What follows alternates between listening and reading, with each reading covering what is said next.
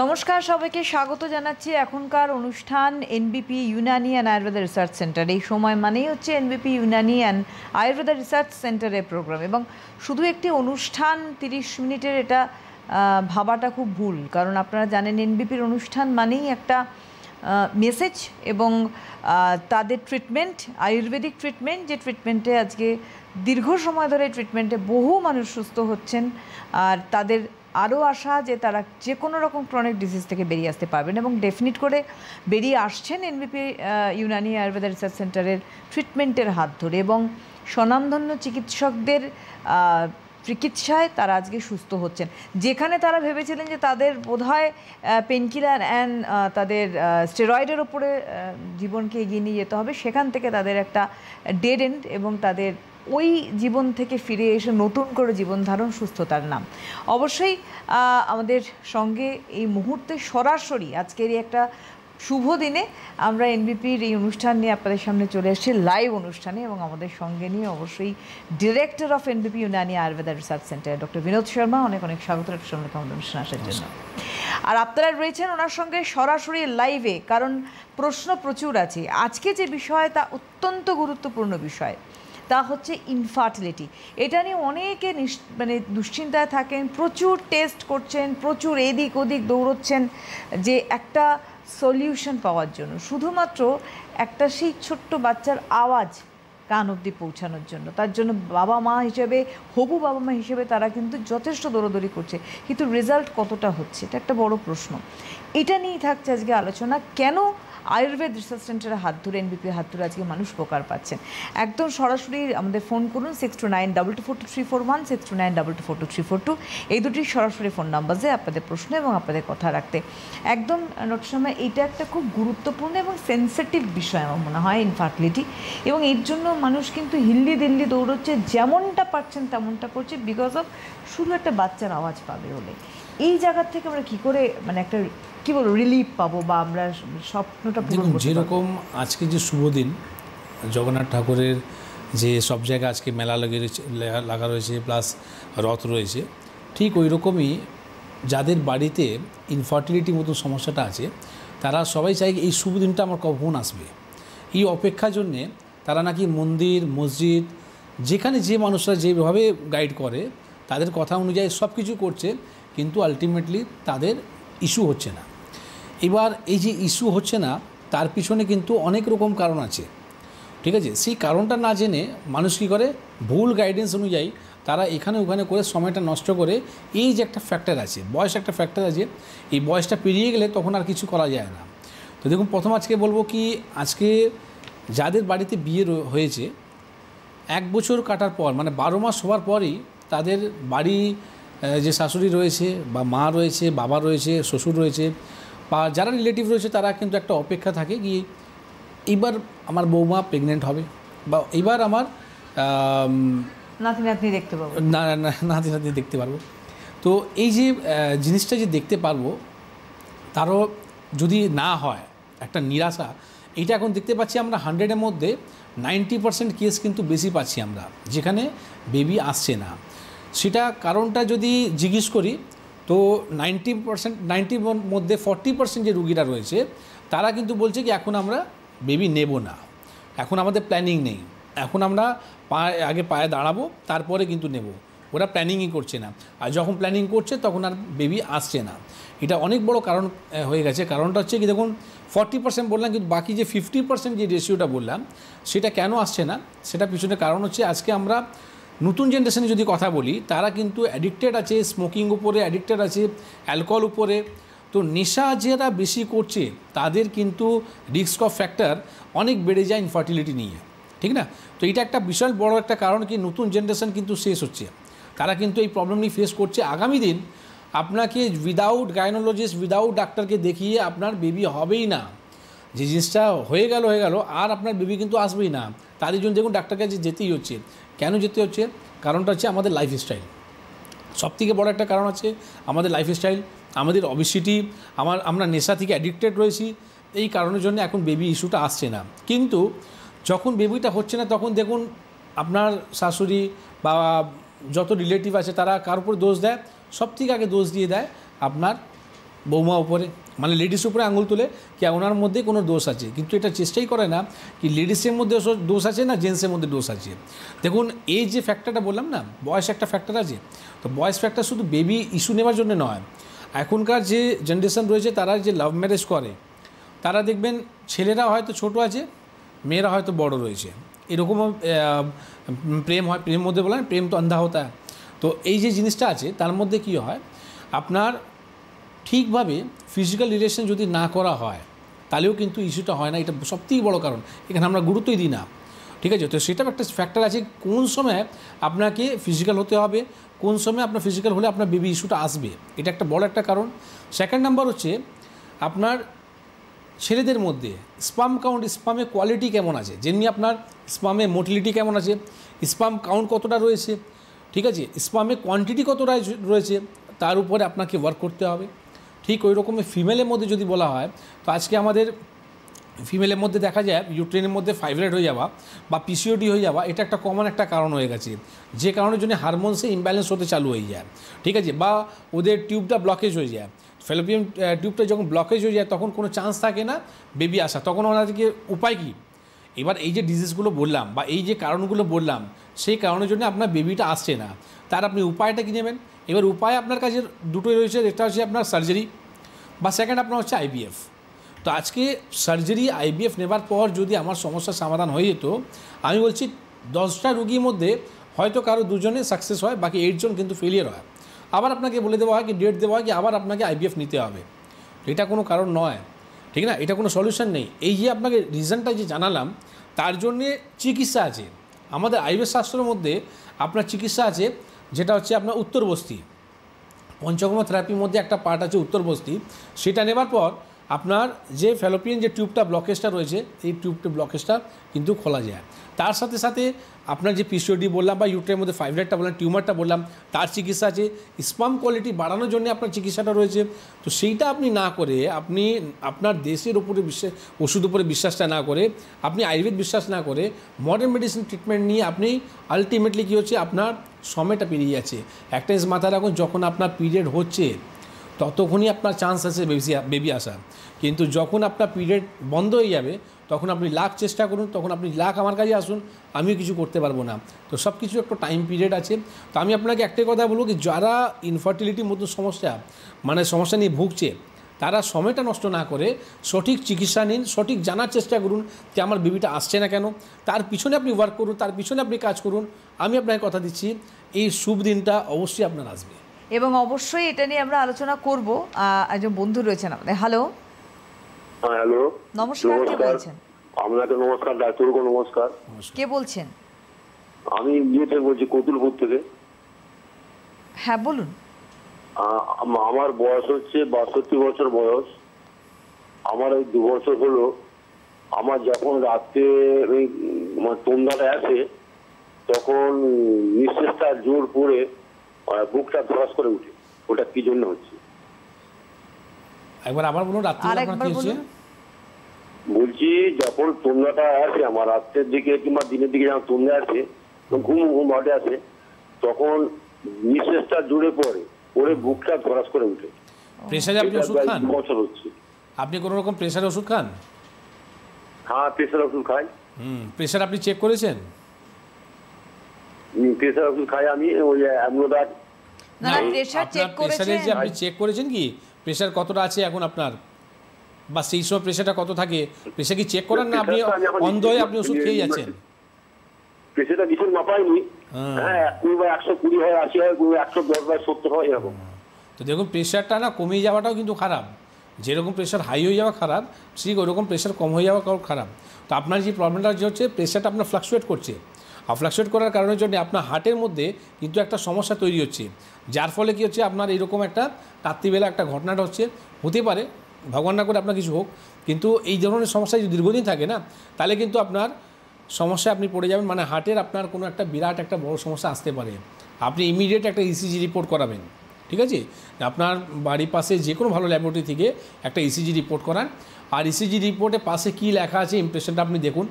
যদি সেখানে কিছু দেখতে পাচ্ছেন কি আপনার অ্যাবনর্মাল ইসিজি লেখা রয়েছে, ঠিক আছে, আপনি কোনো দেরি করবেন না, কোনো অ্যানজিওগ্রাফি আপনি করবেন না, কারণটা হচ্ছে কি লাস্ট টাইমে আমি দেখবেন মঙ্গলবার দিনের প্রোগ্রাম করেছিলাম কি আমাদের যে অ্যানজিওগ্রাফি যে হয় সেখান থেকে যদি আপনার কোনো ব্লকেজ হয়ে থাকে আর সেখানে আপনি ভাবছেন কি আমি সার্জারি করে ভালো হব, তো একদমই নয়, সেখানে মানুষরা কিন্তু আরও মৃত্যু দিকে এগিয়ে যায়। এই কথাটাই এই লাইনটাই আমি বলেছিলাম। কারণটা হচ্ছে কি সেই ব্লকেজটা খুলে দেওয়ার পর যে ওয়েস্টেজ পার্টটা আছে এটা আমাদের ব্রেনের মধ্যে ঘুরতে থাকে, শরীরের মধ্যে ব্লাডের মধ্যে ঘুরতে থাকে, তখন দেখা যায় কি আমাদের ব্রেন স্ট্রোক হওয়ার চান্সেসটা কিন্তু অনেক গুণ বেড়ে যায়। তো আপনাকে আমি একটাই কথা বলবো কি আপনি যদি এরকম সমস্যা নিয়ে ভুগছেন ইসিজি রিপোর্ট করে আপনার বাড়ির পাশে যে আমাদের চেম্বার রয়েছে সেখানে এসে যোগাযোগ করুন যাতে এইরকম সমস্যা থেকে আপনি বেরোতে পারেন। আর সবথেকে বড় জিনিস যে প্রেশারের ওষুধ আপনি যে দীর্ঘদিন খেয়ে যাচ্ছেন, আপনাকে যে ডাক্তার অ্যাডভাইস দিয়েছে কি প্রেশার ওষুধ আপনি খেয়ে যান, তো অবশ্যই আপনি খেয়ে যান। এখান থেকে আমি একবার বলবো না কি আপনি খাবেন না, কিন্তু তার চিকিৎসা করান। প্রেশারের ওষুধ খেয়ে আপনি প্রেশারকে কন্ট্রোল করতে পেরেছেন, প্রেশারকে ভালো করতে পারেননি, মৃত্যু অবধি আপনাকে ওষুধ খেয়ে যেতে হবে। কিন্তু এই ওষুধটা খাওয়ার পর শরীরের মধ্যে যে সাইড ইফেক্ট হবে সেটা আপনাকে আমি এখন বলে বোঝাতে পারবো না কি কত রকম আপনার শরীরের মধ্যে রোগ হবে। তো এইরকম মেডিসিন না খেয়ে তার চিকিৎসা করান। যেটা ডক্টর শর্মা বললেন দীর্ঘ অভিজ্ঞতা তার পেশেন্ট দেখার, ওই জন্য আপনার একটা কথাতেই উনি বলেছেন যে আপনি প্রেশার কতদিন চেক করান না, এবং আপনি নিজেও স্বীকার করলেন যে করাননি। তো এরকম না একাধিক এক্সাম্পল উনি দিতে পারেন, কিন্তু বিষয়টা তা না। আয়ুর্বেদ চিকিৎসা এনবিপির চিকিৎসায় মানুষ সুস্থ হচ্ছেন কেন বলুন তো? দ্রুততার সঙ্গে আমরা যারা মুভ করছেন তাদের জন্য, 10 হাত না ঘুরে। হ্যালো হ্যালো, নমস্কার, কে বলছেন? নমস্কার, আমি বলছি, আমি মানস রায় বলছি আমার স্ত্রীর জন্য। আচ্ছা, কোথা থেকে বলছেন দাদা, কোথা থেকে বলছেন? আমি কলকাতার সিটি থেকে বলছি। আচ্ছা, আর আপনার ওয়াইফের বয়স? আমার ওয়াইফের বয়স 69। হ্যাঁ বলুন এবার। আচ্ছা, আমার ওয়াইফের হচ্ছে কি হাত পা ঝিনঝিন করছে আর মাথা খুব দুলছে আর কি, কোমরটাও দুলছে, এই নিয়ে দীর্ঘদিন ধরে ভুগছে। আচ্ছা, উনি কোনো রকম ওষুধ খায়? প্রেশার, সুগার, থাইরয়েডের কোনো ওষুধ খায়? না, থাইরয়েডের কোনো ওষুধ খায় না। থাইরয়েড চেক করা হয়েছিল, এরপর হোমিওপ্যাথি ডাক্তারবাবু চেক করেছিলেন, থাইরয়েড নেই। সুগার? সুগার নেই। আচ্ছা, বা ওনার কোনো ডাক্তারকে দেখানো হয়েছে সমস্যার জন্যে? সমস্যার জন্য আমাদের লোকাল ডাক্তারবাবু হোমিওপ্যাথিতে দেখানো হয়েছিল। আচ্ছা, উনি কোনো রিপোর্ট করেছেন? এনসিবি বলে কোনো রিপোর্ট হয়েছে? চেকটা করিয়েছিলেন, হ্যাঁ, আর ব্লাডের চেকগুলো করিয়েছিলেন। না না, এনসিবি বলে কোনো রিপোর্ট হয়েছে?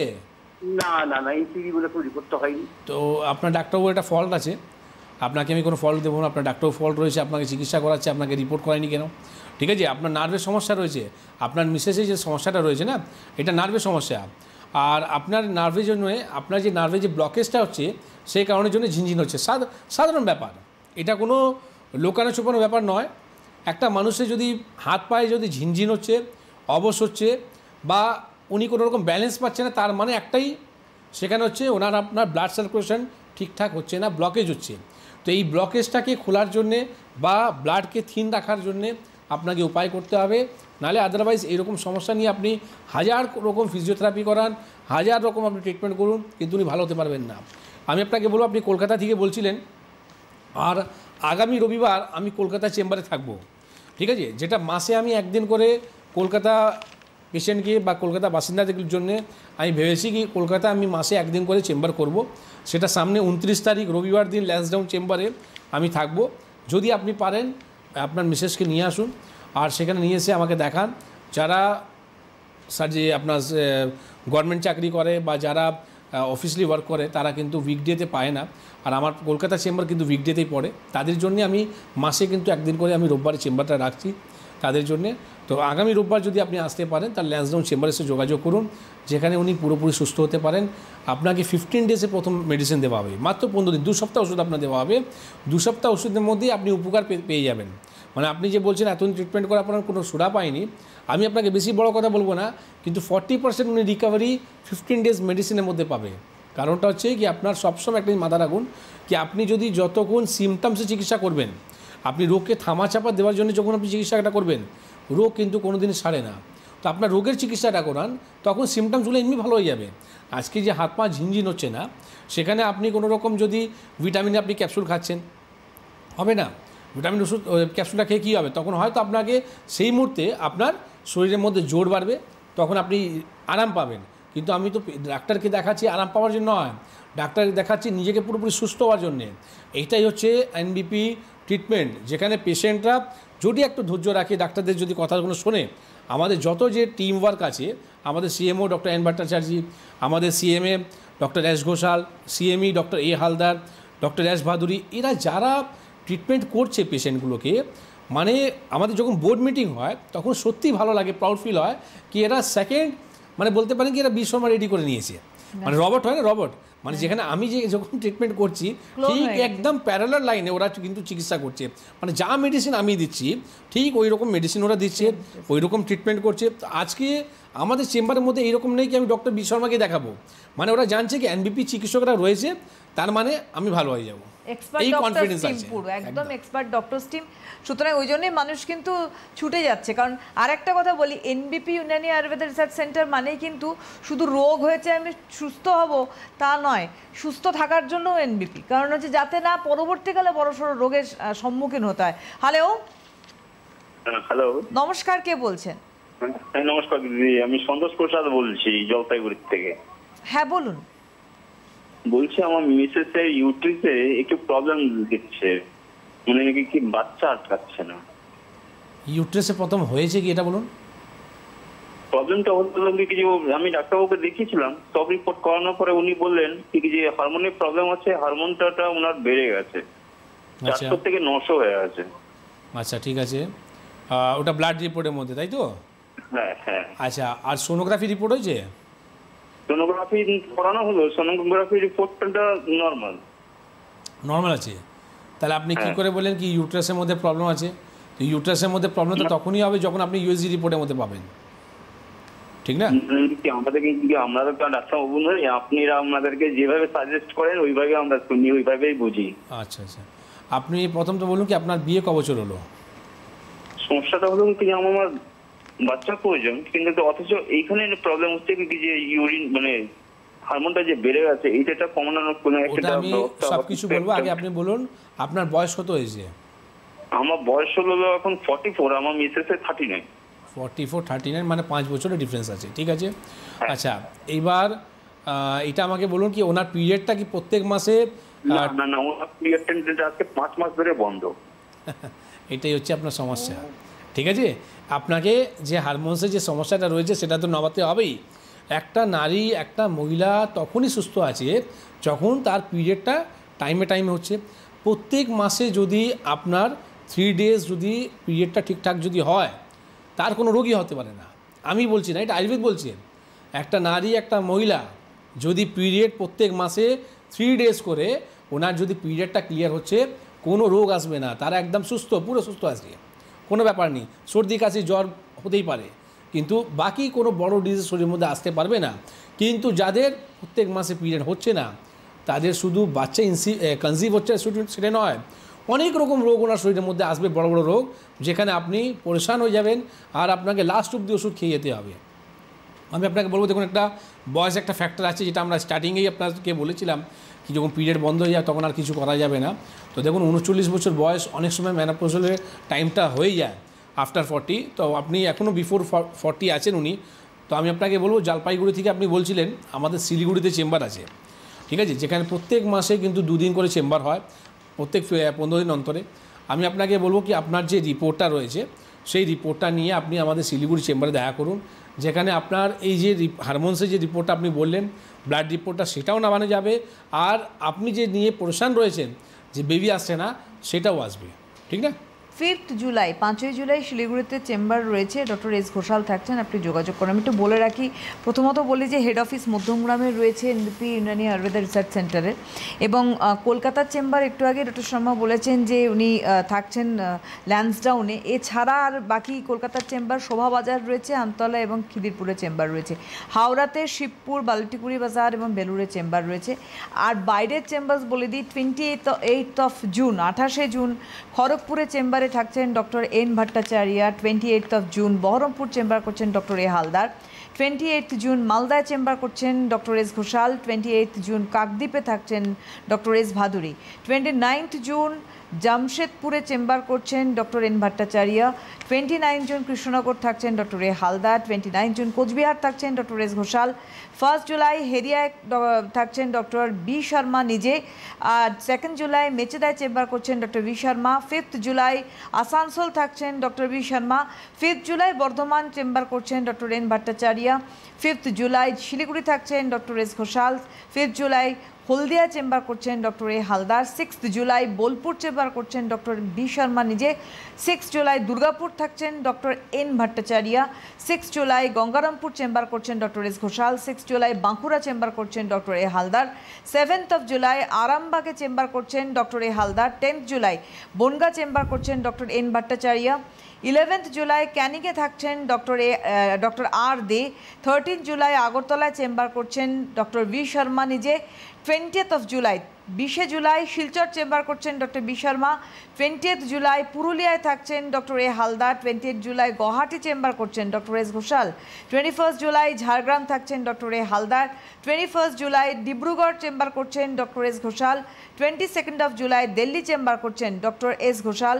25 জুলাই রায়গঞ্জ থাকছেন ডক্টর এস ঘোষাল এবং 27 জুলাই আলিপুরদুয়ারে চেম্বার করছেন ডক্টর বি শর্মা। এবং যে নাম্বারসে অ্যাপয়েন্টমেন্ট করবেন সেটা হচ্ছে 9830235527, 9830235537। দুটি হেল্পলাইনে আপনারা ফোন করে অ্যাপয়েন্টমেন্ট করুন আপনাদের প্রিভিয়াস রিপোর্টস অ্যান্ড প্রেসক্রিপশনস নিয়ে এবং অবশ্যই পৌঁছে যান। এবং একটু আগেই বললেন ডক্টর বি শর্মা যেখানে যাচ্ছেন সেখানে তো আপনারা ওনাকে পাচ্ছেনই, এছাড়া ওনার যে টোটাল ডক্টর স্ট্রিম রয়েছে, এফিশিয়েন্ট ডক্টর স্ট্রিম তারা কিন্তু আজকে প্রচুরভাবে মানুষকে সুস্থ করছেন, পৌঁছে যাচ্ছে এনবিপি আপনাদের দোরগোড়ায়, ইয়ার ডোর স্টেপে। সুতরাং আপনারা শুধু পৌঁছে যাওয়ার অপেক্ষা আপনাদেরকে। একজন বন্ধু রয়েছেন, দেখে নেবো। হ্যালো, নমস্কার, কে বলছেন?